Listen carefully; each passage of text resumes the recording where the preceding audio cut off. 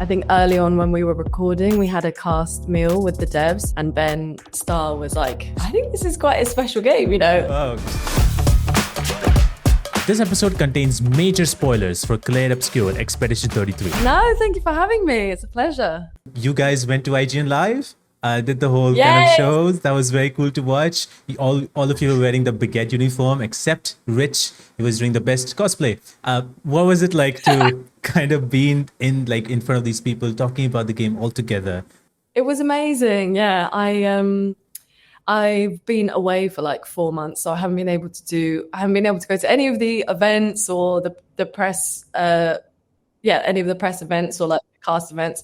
So that was the first time we've kind of all been together again. It was the first time that I was able to do some press for it. So it was a wonderful like reunion for us as well. And then, of course, I mean, I think people have guessed it, but obviously Ben Starr had the idea that we all come in baguette costumes. Of course. That was Ben. Of course. It smells like a Ben idea, and it was one. Which was great. And I don't know, I'm sure Guillaume's kind of spoken about the baguette costume and the joke behind that, but also, I don't know, it's so identifiable. It's so like so clearly Expedition 33, and being at IGN and seeing other people wearing the costume, it was a great vibe. It was nice. We were all on the same length. Love that. I remember all of you guys did like the specific voice lines for all of your characters. And I know like one of the lines that your character people love, and it's just one word, 2 words, I guess. It's an advantage. And that's it. And it was like, whoa, okay, that line people kind of like get very excited about. Like, what are kind of like the other lines that people kind of come to like talk to you about or message you about, or is that advantage is the one that you get the most? I do hear that a lot. The line, when one falls, not if, when, that one. Nice. People, yeah. When I listen back, I love the line where she's like, I didn't take you for a coward. I'm like, no one says that. I'm like, that's a great line. I remember you mentioned that in an interview where when you got the role, you were sent a Bible of some sorts, which had more information. What was this kind of Bible about? Like, what did you get to see? Because it's very interesting, because usually video games don't have all information sent to the actor. Yes. Yeah, true. And they were very comprehensive about that. They kind of sent us as much as they could. I'm sure, you know, they're only generally with confidentiality and NDA, they can only send you stuff the night before. So you go from like, I have no idea what I'm going in to record. And then you have everything and you're like trying to read as much as you can before you start recording the next day.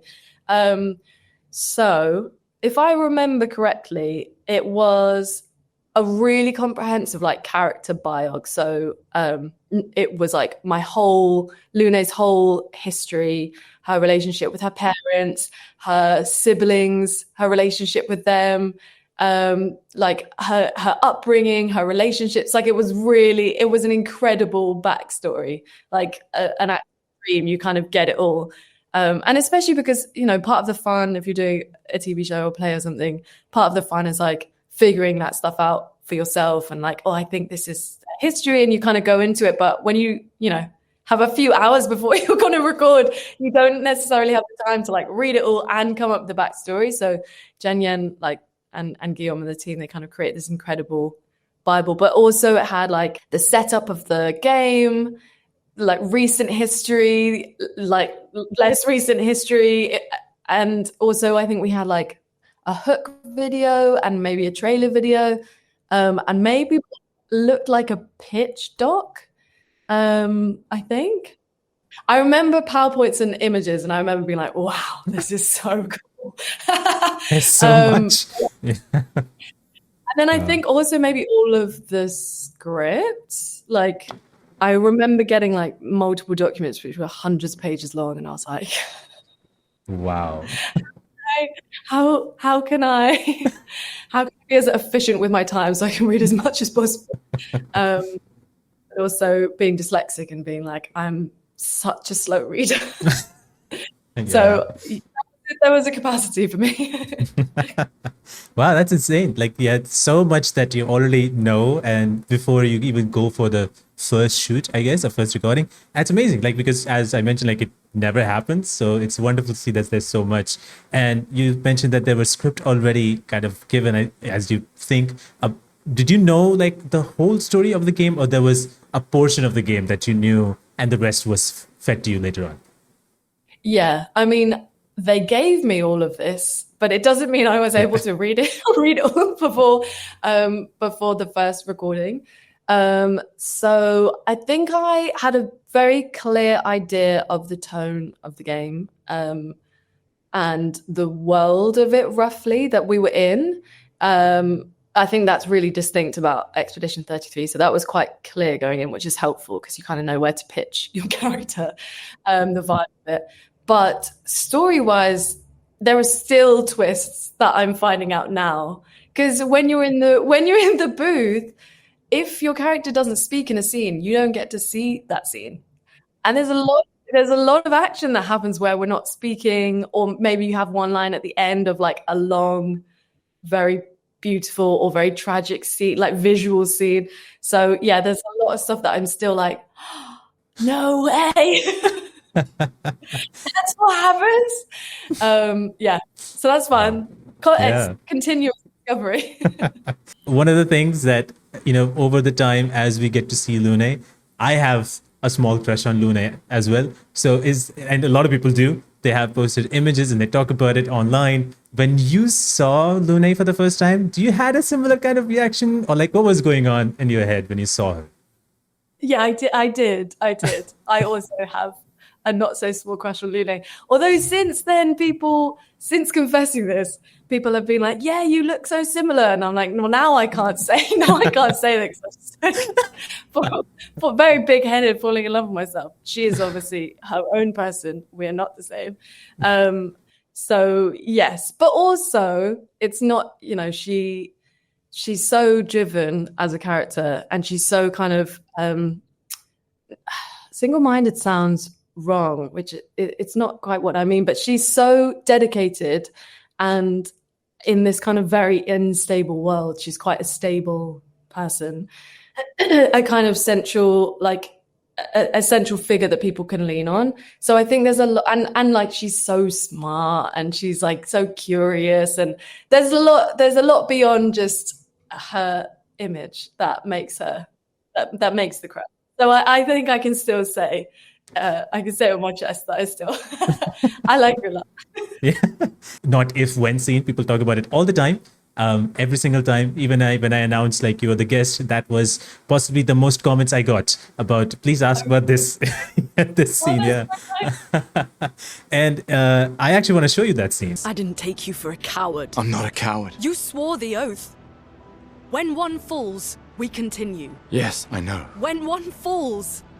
When one falls. Not if. When. We knew not all of us would make it. But we continue. As long as even one of us stands, our fight is not over. But I'm not afraid to fight, it's just Maëlle, she's... Maëlle swore the same oath. I know that! She chose her life. You and I... Come on, we always said the future of Lumiere is more important than any individual life, yes. Do you still believe that? Do you still believe that?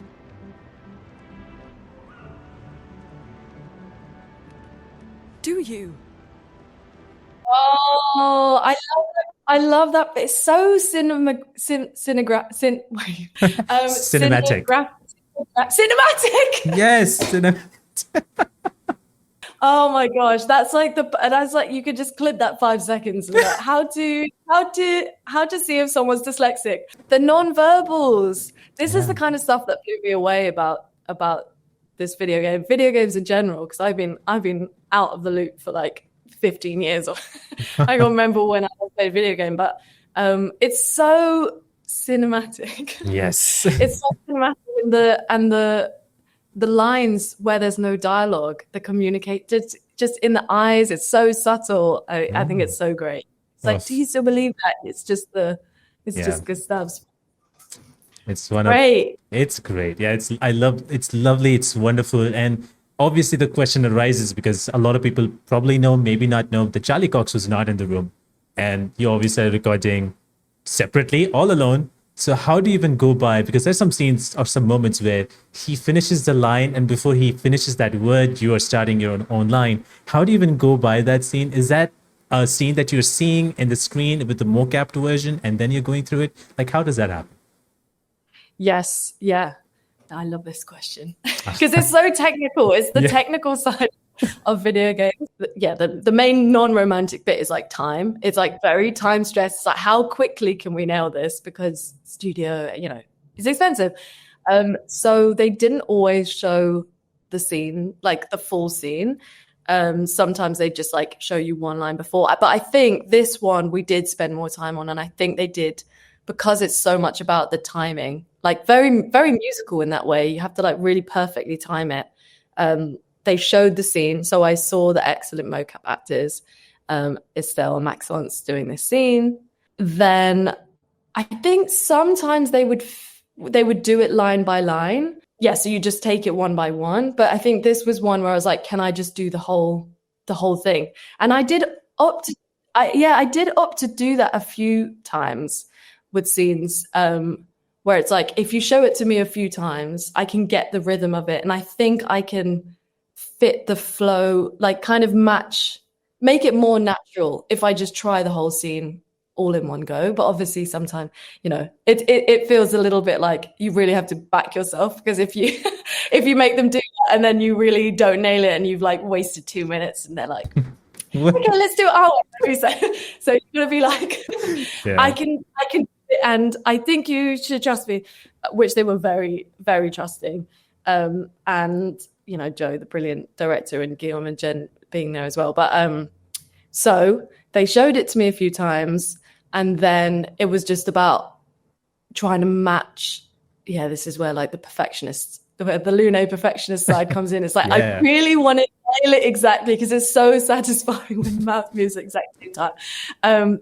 So yeah, then it's just about like seeing where the mouth is like closing, and that's when I know I need to hit like certain sounds in the line. We're getting really into technical I love that. This is good. And also like figuring out again musically, like where is the climax of the scene? Like what moment am I building to? Where is the frustration the most? And I guess sometimes that can be difficult when another actor who's also speaking in their second language, which is just so impressive, right. And then matching their intonation of things, but also where they naturally found moments to break. So then you kind of have to figure out the sense of it for yourself. Like, why does she break on that specific word? And why is it that she kind of stutters on that word? And what is it about Gustave's line that is making her stop to listen before she kind of interrupts again? So it's kind of like figuring that stuff out. Wow. Yeah, it seems like a lot of work, to be honest, at the same time. Like, how do you even processing all of that? I'm like, yep, thank God I'm not an actor. I would have messed this all up. But no, that's great. Yeah, it's good that we love it. We love it. I love the challenge. It's amazing. I think that is, like you're mentioning, how people would talk about that not if, when scene. And there's just after that, there's one of the moments where you say, do you still believe that? And that was kind of said 3 times. And I'm curious, like, was that always there with that scene, where it was 3 times? And at the end, it was said, do you? Well, script-wise, I mean, that's the genius of the script, is that they allow for moments like this, and also give you the space. This is like real technical writing, acting terms, but like give the character the space to not answer, so she has to ask again. As far as I know, that's just the genius of Jen. Everything that I say, I think there were only a few occasions where there might have been space to like add extra words or like, but apart from that, every single thing that I said was already written. I don't know if it was like a mocap creation, because I know Maxence has spoken about certain times where there are lines that became part of the script through improv, but as I'm pretty sure most, like if not all of it, is the genius of Jen. Yeah, and one of the things that people always like in the beginning of the game, Sophie said like, "Oh, Gustav, maybe Lune could be your next person to go with." Is that? Do you think that that could have happened between Lune and Gustav at some point In the past or in the future? in the future? I believe, yeah, in the future. Maybe. Okay. Maybe. I know that he, his heart's with Sophie. Of course. But I think they do get on, and I think they've got a lot in common. They're trauma bonded. I mean, they're all trauma bonded by the end. Everybody is. And we're trauma bonded with it. Yeah, I think, anything's possible. Okay. All right. That's If it. they leaving it. That's the one that goes out. That's everything. No, nothing else needs to get out. That's the bit, and people need to come up with yours. I'm just kidding. But the first scene that destroyed a lot of people did not expect that coming, because as characters you're playing as Gustav and you believe he's going to be there all the time. That did not happen, and so he obviously died in a very tragic way.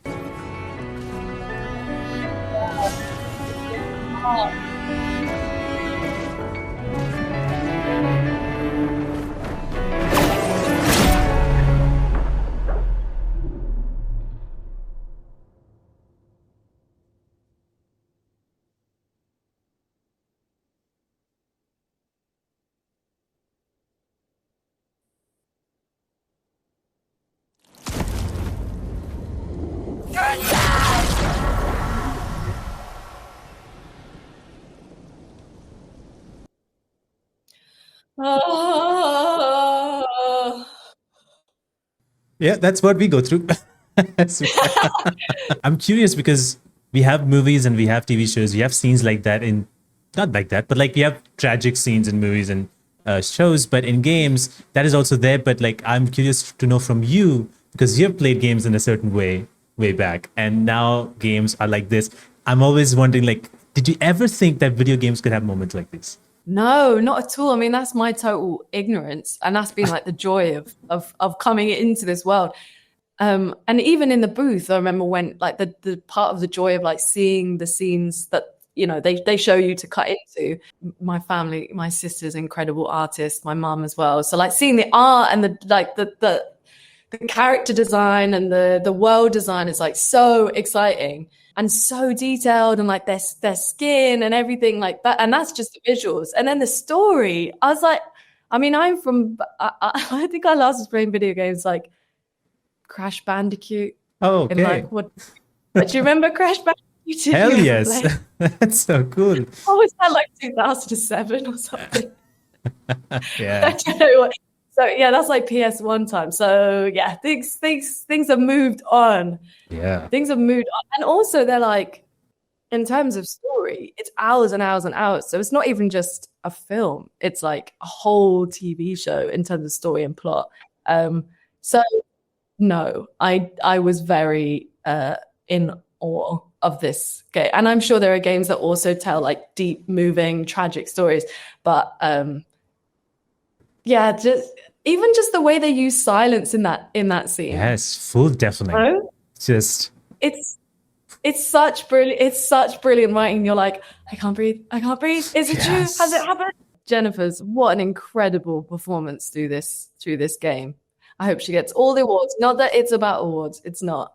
But she's won the awards for us. I mean, obviously, like we have a kind of like new character come in, which is Verso.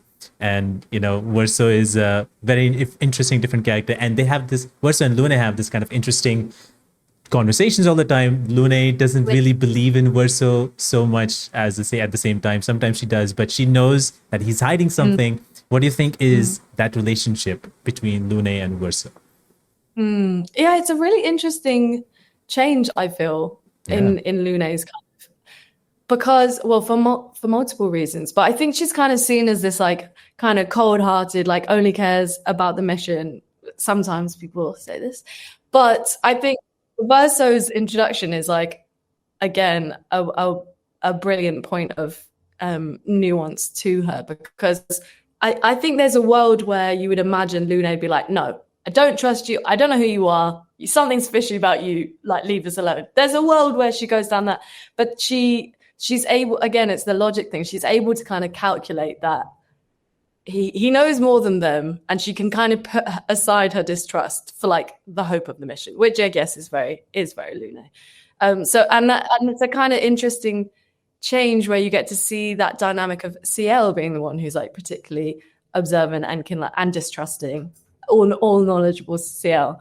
So that's an interesting like shift, and then I think it's just really moving some of those scenes that they have where they talk about, I guess, purpose and what drives you, and what are the right things to motivate you through life, and like, you know, who is it in your head who like is it praise from someone that you're like running towards, or is it like criticisms? And like that's such an Asian as well.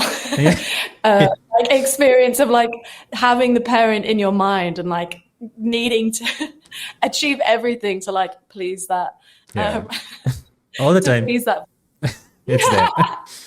All the time. You know what I know what you mean very much. Hey, if you enjoyed this episode, consider subscribing to this channel, and you can watch over 100 episodes of Behind the Voice podcast with actors from various video games. And you can watch all the episodes of Clair Obscur Expedition 33 as well, and there's more coming up in the future. So click on that subscribe button, and also click on that notification bell icon so that you do not miss a single notification. Lune gets to find her parents and her everything else, that the audios and all that stuff, so which is very cool, because that line and what Verso was saying, now you are actually listening to what your parents are saying and not what you are saying, and Yeah. it's so wonderful. Even after that scene, how do you like kind of think like Lune's parents have shaped Lune as a person? Such an interesting question. It's so interesting that's her like backstory. There's so many things that could, you know, there's so many choices that could be driving all these characters, and it's so interesting that Lune's is like, you know, borderline abusive parents. I think when she talks about the final thing her parents say, and it's true, Verso has that line of like, it depends. That's one way to look at it, but obviously she's looking at it as like, she didn't say I love you, or like, you know, something loving. Her mum was like, finish our work. Yeah, please finish the work. Yeah. Finish the work, which is like, I don't know. I feel like that little story tells you so much about Lune. As to, I mean, again, it's so hard to not talk about this without getting really deep into like the psychology of humans.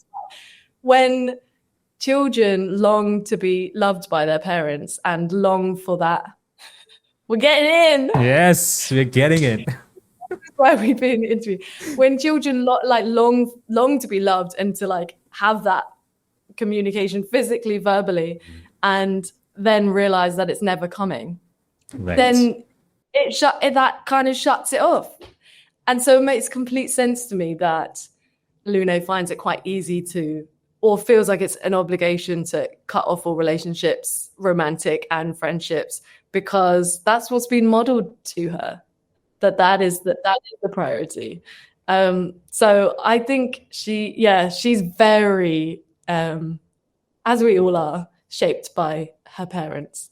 But quite beautiful that with all the things that she learns about, like, oh, it's good sometimes to go on a side quest and there's joy to be had outside of just the mission. It's nice that she has that moment of, I achieved what my parents couldn't, and I did it my own way. I know you did the audition scene, which you and like Sciel kind of lying down, and that's your audition scene. But it was like a few moments before that is when kind of Lune is very scared because something's happened, something's different with Lune, and Sciel is the one who is trying to calm her down. And I love that scene. We lost the Lumina converter, so It's okay, we can think about that later. all the backups were destroyed by that man, but Expedition 32 will bring more. Their chances will be better. We need to prepare them. I should update our journals. but- Hey. It's okay.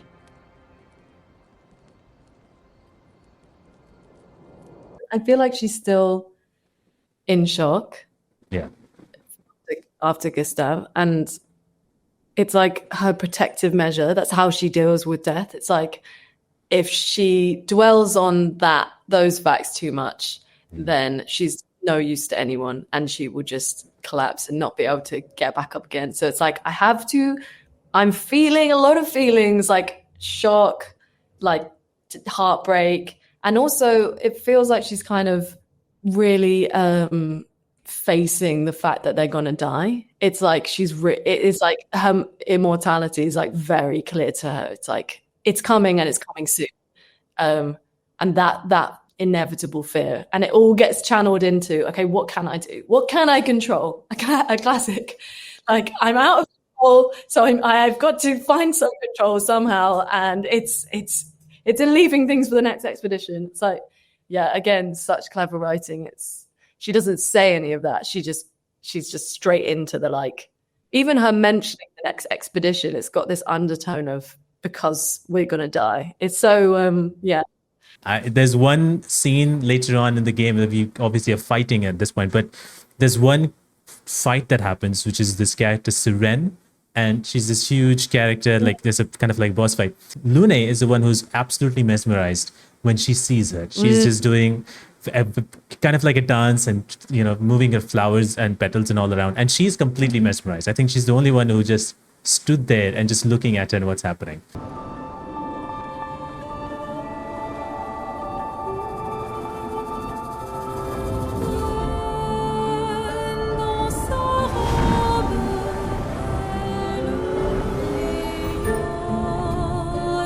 Lune's parents! No way! I didn't know we got to see them.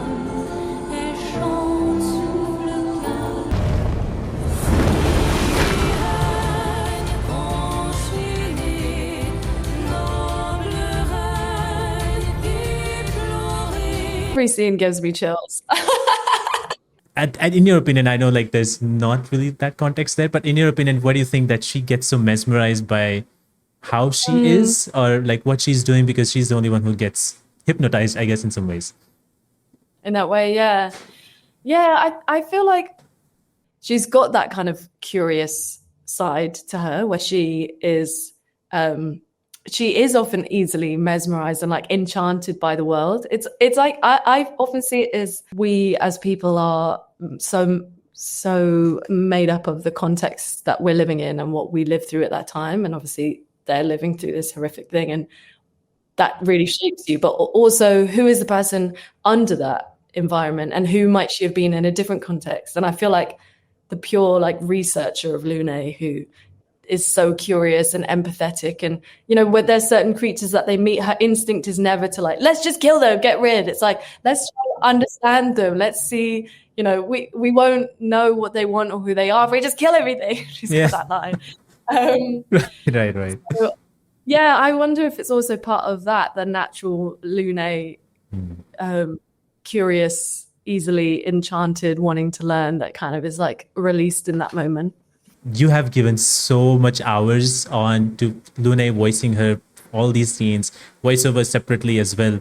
And I'm curious, like in some ways, Lune has learned so much from you. Is there something that you have learned from Lune? That's so nice. That's such a nice question. That's such a beautiful way of putting it. Things that I've learned, I guess there's always, I always watch the scenes and there are things that you relate to and you're like, oh, is that what I'm like? You know, I see myself in certain things where you're like, yeah, maybe she does need to chill out a bit. I think that like being outside of it and like kind of projecting yourself and your stories from your life onto it, there's a kind of, it's noble to have this drive. But that's not all that there is to life. And sometimes that joy that can be found is as important as the mission. I feel like that's something that I've learned as Lune has learned it. So yeah. Well, there are some fan questions that people wanted to ask. 4 questions, I guess, if you're up for it. Yeah, let's do it. All right. So first comes from Heraksun. They ask, how do you feel you deal when you are in stressful situations? Would you go full Lune and put emotions to the side to deal with the situation, or do you feel more Sciel, who has more of a empathetic approach? I guess we kind of touched on it, didn't we? Like, I think I can get overwhelmed more by the smaller things, but when things are like really high stakes, I do think I have more of that Lune streak of like slightly numb.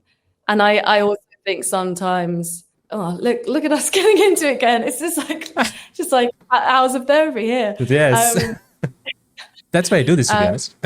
Yeah. Have you ever thought about being? Also, when other people are experiencing a lot of emotion, I feel like that sometimes makes me shut down. I think it's a protective thing of like, okay, now I need to go into the mode of looking after them rather than like feeling things myself. But I aspire and hope to be more like Sciel, where she can read the room a bit better sometimes. I hope in that way I'm a bit more like Sciel. Next comes from Rob. They ask, how did the director influence your performance and thoughts about the character? Oh, that's a great question. So Joe Green, the director, this is the performance director. We've actually worked together a lot. In fact, we worked together on Sifu, and we did an audiobook together many years ago. And that was just me and her because she was the director producer. So we spent many hours because we had to do the whole book together. So I knew her really well, which is great when you go in, kind of already have that respect for each other and know how each other works. Reading the backstory and reading how she speaks, I had quite a clear idea of who Lune was, and some of the performance notes about the vocal quality that they gave, which is kind of like authentic authority. I think they said something like, I've written a note in true Lune. Wow. They said magnetic intensity. This was like one of their vocal quality notes. Wow. Okay. My secrets of my notebook here now. I think I had an idea going in, but obviously, again, when it comes back to the speed thing, I kind of have to completely trust them. Having Guillaume and Jen in the room as well, it's like, if they're happy, I'm happy. It kind of has to go that way. So I'm kind of completely at their mercy for what they think, because they're the experts. Obviously, I will have opinions about what I think sounds natural, and sometimes there were certain words that they let me change if it didn't feel like it flowed or whatever. I'm going to have strong opinions about how I think I can like authentically embody something in a scene.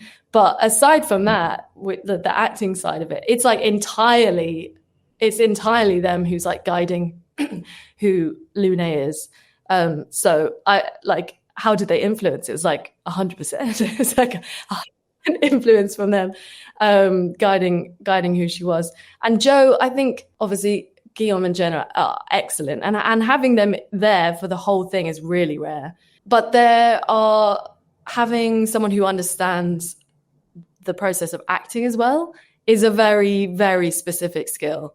So being able, like, understanding acting and then also being able to give good notes is a real skill. So having Joe there who can kind of translate some of the more like, this is the context of the scene, or this is the stakes of the scene, and then Joe can kind of put that into an actable note that I can do. So it's like a translation process, and everyone is as valuable as each other.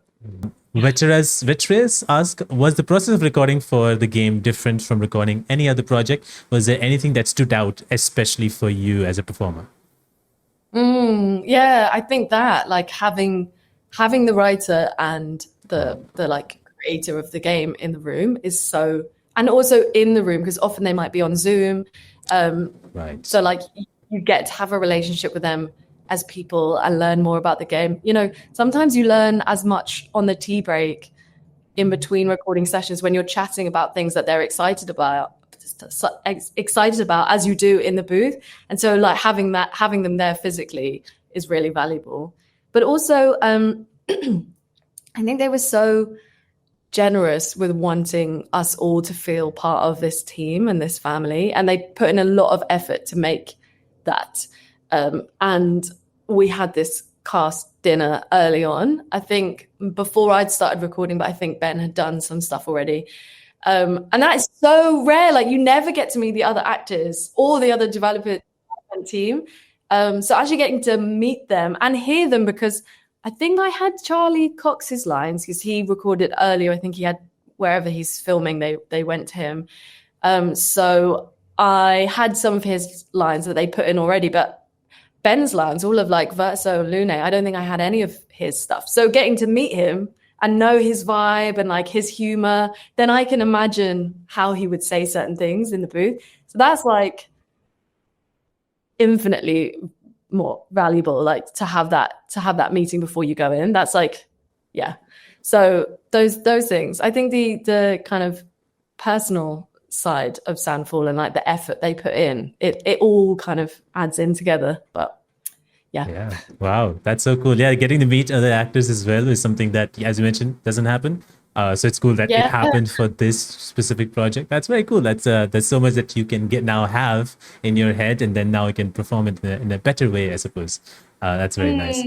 Oh, sorry. No, go ahead. Go ahead. I'm sorry. Like meeting Charlotte, because we weren't all in the same country, and Maxence, and like getting to be like, you did an incredible job. Like, thank you for what you did, and I love doing that scene with you, or whatever it is. Like that's great too. Yeah. Last question comes from Crow John Phoenix. They say, as Lune sat down and stared at Verso in Verso's ending, how do you think a conversation between them would play out? Would she understand or reject his decision? And do you yourself agree to what she thinks? Interesting.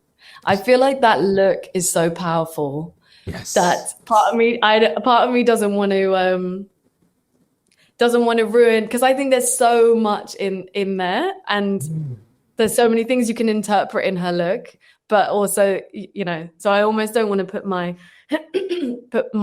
thoughts on there. But I feel like there's so much feeling, there's so much history, that I'm sure there would be a lot of emotion that would come out initially. But as we keep saying, I think Lune is a woman of logic. And I think even if it's not what she would do, or maybe it is, when there's logic behind something, I'm sure she would be able to understand like where he's coming from. Yes, okay. That's what I'll say. So I feel like there might be fury, but then I think she would understand. I hope so, because the way she was staring, it was, gosh, I was scared. And it was like, I liked how Verso was like, okay, I'm just gonna turn around and not look at him. So I was like, she's not that. Yeah. It's like, it made sense to me at the same time why she didn't come like close to him, and she just like, in some ways, probably in my mind, like, screw this guy, like this guy again. Again, like I knew it again. And so it's and she's so loyal as well. It's like breaking her trust, crossing that. It's like, oh, you don't want to do that. You don't want to do that with Lune, no. Oh, you don't want to cross her. Yeah, definitely. I really want to say, Kirsty, thank you so much for taking the time today to talk to me about all of this. This has been really fun, and get to know your reactions as well. Thank you. It's been great. Thank you so much for having me.